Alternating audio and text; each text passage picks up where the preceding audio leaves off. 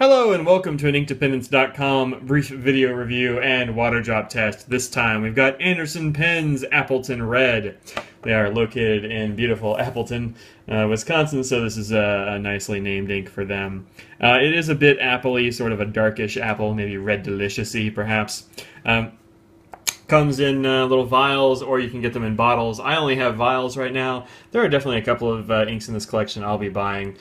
These are a 3 mil sample, and as you can see, I've used quite a bit of it.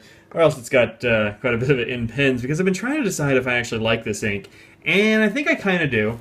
But the deal is, it's going to be a little bit finicky about what pen you put it in. It's a bit of a dry writer.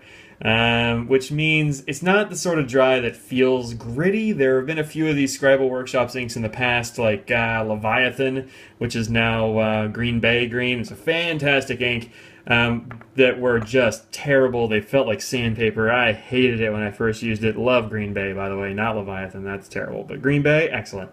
This one, not that kind of dry, just the sort of dry that's kind of reticent. It doesn't really want to come out of your nib. So first I had it. What did I have it in first? Oh, first I had it in this pen, which is a Quaco Sport or Quaco Sport, depending on how Germany you want to sound.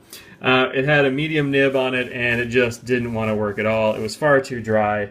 It would write okay, but then if you stopped, it would also stop writing, and it would be really hard to start because these don't have converters. You can get a converter, but I don't have one. I just have little cartridges that I refill. So I put it in this broad nib, and it's much better. As you can see with the broad nib here, it's sort of a bright red ink. It's a good red, solid red, good saturation. It's not going to shade, but it's definitely a nice saturated red. Then I put it in this nib just to see how it would work out, because this is actually kind of a wet, fine nib. This is a Diplomat Optimist. I'll back out so you can see that a little bit better. It's got the Diplomat clip. Anyway, this is a fine nib, but as you can see, it's not really all that different. I mean, it's a bit different than the broad, but it's darker, is what it turns out being, oddly enough. Let's see, is it going to write now? Yeah, here we go. In any case, it does darken up a little bit. That ink has been in there a little bit, maybe, since it's that dark. I don't know what makes it dark. But it flows pretty well in this nib, actually, but this is pretty wet fine. It actually writes much more like a medium. It's got a tiny bit of flex. Go check out the review on that, the Diplomat Optimist, on my blog, Inkdependence.com. Also, you'll see better pictures and more close-ups and that sort of thing. I've got a lamp going right now because it's dark outside. 5 o'clock, dark. All right, so let's talk about this ink a little bit. As I said, it's pretty dry. That is, it doesn't really want to flow, not dry as in scratchy, so, you know, keep that in mind. So, the good thing about this is if you have a nib that's sort of runaway wet, and that's what this Quaco Sport broad nib was like. I couldn't use it with any other ink. I've tried it with lots of things. It's fine, except that it just is ink everywhere. Just blah, ink all over the place. Not with this one. Very much more controlled with this Appleton Red. So if you have a pen that's a gusher and you're not really a fan of that, get some of this Appleton Red. Also, you might look into Fox River Blues and some of those other inks from the Anderson Pens collection, because they tend to read a little bit drier. And they will help that nib be tame. As far as bleed, feathering, and spreading, no, you don't get those. Not even on copy paper, it behaves very well. That reminds me, I gotta take a picture of the copy paper thing. Which is a really good feature in an ink, especially a red, which is going to be a markup ink for a lot of people. Also, hey, it's getting to be Xmas time, and so with the Christmas season coming up, maybe you'll be writing on cards or whatever with red ink, and that's the thing you can use it for. It's not going to bleed through. You can use it for marking up even on the crappy cheap paper that students use. It's not going through, which is pretty cool. Now, I said no sheen there, but actually there is a bit of sheen if you dump a lot of ink on the page. Here, let me flash that again. I did it once. Can I do it again? A little bit. There you go. If you look at the ends, see like a gold flash there, and yeah, there a little bit. But that's a lot of ink on the page. I just kind of dumped, or I don't know, twisted the converter a bit and put a drop of ink on the page and smeared it around with a letter opener. So these ends are actually pretty well, it's like a pool of ink. I'll also have a picture of that. I thought it looked cool, so I took a picture. Anyway, so you're not really going to see any sheen unless you have a, I don't know, maybe a dip pen could possibly do that, but otherwise you're not going to see it. And then you'll see here I've got writing samples with both the different nibs because they did perform very differently. You can see that there are some skips in the Diplomat ink here, and the Diplomat writing rather, which is this bit right here.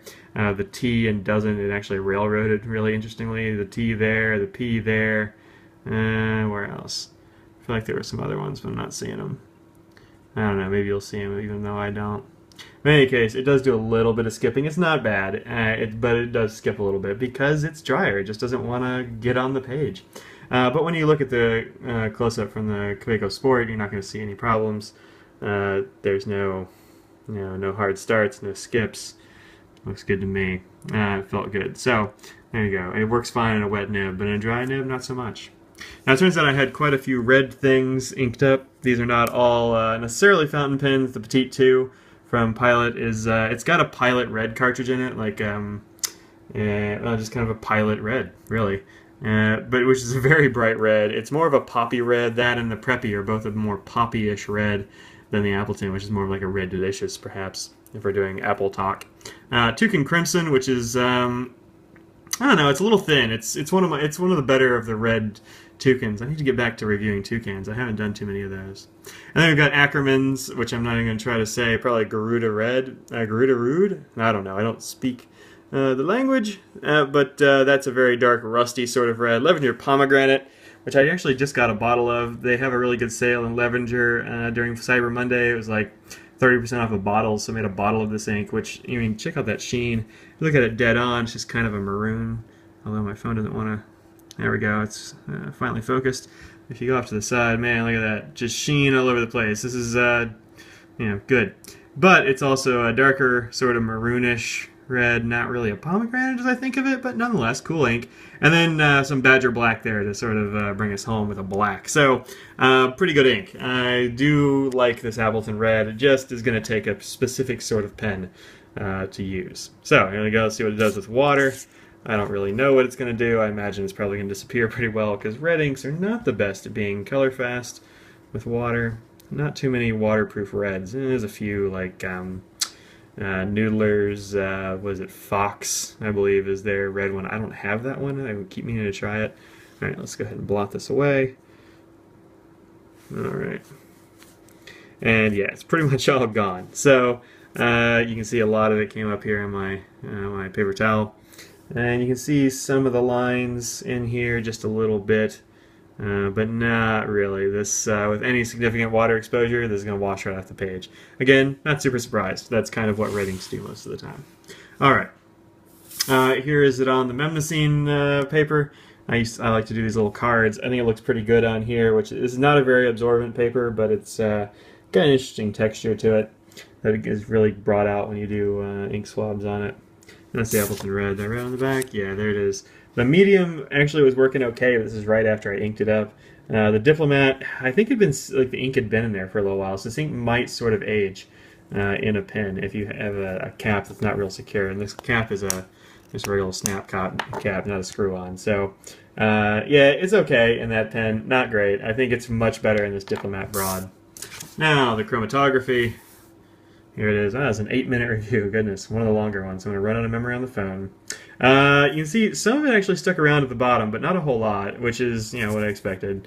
And it's really just reds. There's not really anything else in this ink. I guess maybe that's a little smear of orange or a yellowy bit there, but really just red on red. So, as our buddy Exhibit says, yo, dog, I hear you like red, so I got some red on your red. So there you go, just red. Alright, let's wrap this sucker up. This has been Anderson Pen's Appleton Red. You can get this from their website. It's $12.50 for, I think it's a 2-ounce bottle. You'll have to check it out yourself. I don't remember. I'm pretty sure it's 2 ounces, which is 60 mils.